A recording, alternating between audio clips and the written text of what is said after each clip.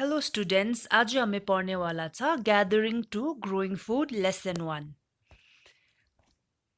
Okay, so where do you think our food comes from? अब है हाम्रो यता क्वेसन छ कि हाम्रो खानाहरू चाहिँ कहाँबाट आउँछ जस्तो लाग्छ तपाईँहरूलाई?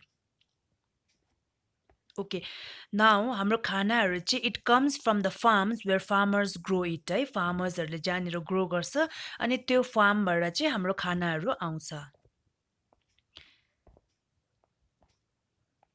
So, in this lesson, we are going to learn about the factors that led to change in the lifestyle of a hunter-gatherers है। अब यो लेसनमा चाहिँ हामी कसरी चाहिँ अब हन्टर ग्यादरर्सहरूको चाहिँ लाइफस्टाइल चेन्ज भयो भनेर चाहिँ पढ्नेवाला छौँ।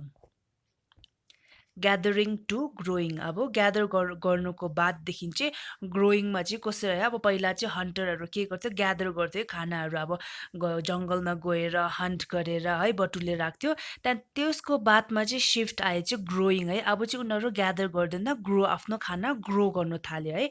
So gathering to growing. Now, about 1000 years ago, the earth was covered in snow and hence the climate was very cold. है so about 1 lakh years ago है earth चाहिँ के भएको थियो, स्नोले कभर गरेको थियो अनि क्लाइमेट चाहिँ एकदमै चिसो थियो है। But as the climate got warm, the snow began to melt, giving rise to rivers है। तब बिस्तारै अब जब क्लाइमेट चाहिँ तातो अलिक गरम हुँदै जानु थाल्यो त्यहाँदेखि चाहिँ यो स्नोहरू चाहिँ मेल्ट हुन थाल्यो है, बिल्लिँदै थाल्यो। अनि बिल्लिँदाखेरि चाहिँ के हुन्छ भन्दाखेरि चाहिँ रिभर्सलाई चाहिँ राइज गर्यो है। So it gave rise to rivers. अनि the warm climate and rivers made the soil fertile and resulted in the growth of a variety of plants such as wheat and barley है। अब क्लाइमेटको तातो भएकोले गर्दाखेरि चाहिँ अनि रिभर्सहरूले गर्दाखेरि पनि यो सोइलहरू चाहिँ एकदमै फर्टाइल भयो है। सोइल फर्टाइल मतलब अब सोइल चाहिँ यस्तो प्रकारको फर्म भयो कि जहाँनिर अब कुनै चिज रोप्यो भने चाहिँ मजाले फलफुल हुने खालको सोइल फर्टाइल भयो है। अनि यो सोइल फर्टाइल भएको कारणले गर्दाखेरि चाहिँ के भयो, त्यो ल्यान्डमा चाहिँ भराइटी अफ प्लान्ट्स है, भराइटी अफ धेरै प्रकारको प्लान्ट्सहरू ग्रो हुनु थाल्यो, जस्तै अब विट बार्लेहरू है। त्यहाँदेखि noticing plants growing from seeds है। अब सिडदेखि चाहिँ एउटा प्लान्ट्स ग्रो गर्नु थाल्यो है। त्यहाँदेखि चाहिँ ह्युमन बिइङ्स बिग्यान collecting seeds and showing them है। अब ह्युमन बिइङ्सले चाहिँ एउटा के देख्यो भन्दाखेरि चाहिँ एउटा सिडदेखि चाहिँ प्लान्ट बनिँदैछ है। सो यो सिडदेखि प्लान्ट बन्दाखेरि ह्युमन बिइङ्सले के गर्नु थाल्यो, सिड चाहिँ कलेक्ट गरेर चाहिँ रोप्नु थाल्यो है। So this is how farming बिग्यान।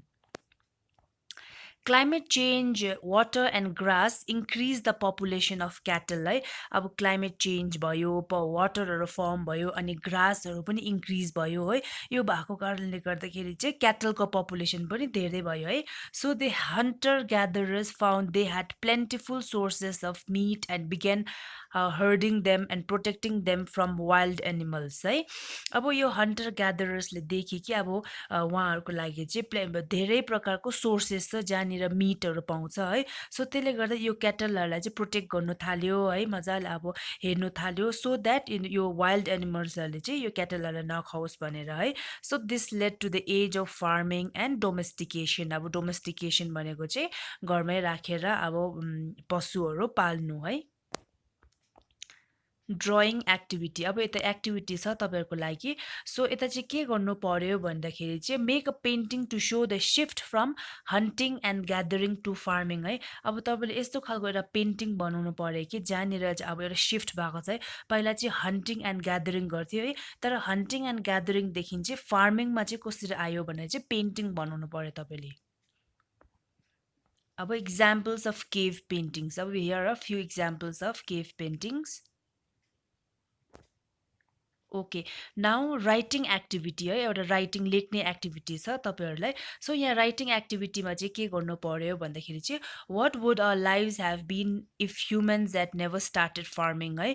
अब तपाईँले चाहिँ you have to think and write कि अगर ह्युमनले चाहिँ अब फार्मिङ स्टार्ट नगरेको भए चाहिँ हाम्रो लाइफ चाहिँ कस्तो हुन्थ्यो होला भनेर चाहिँ you have to write. What would our lives have been like if humans that never started farming है।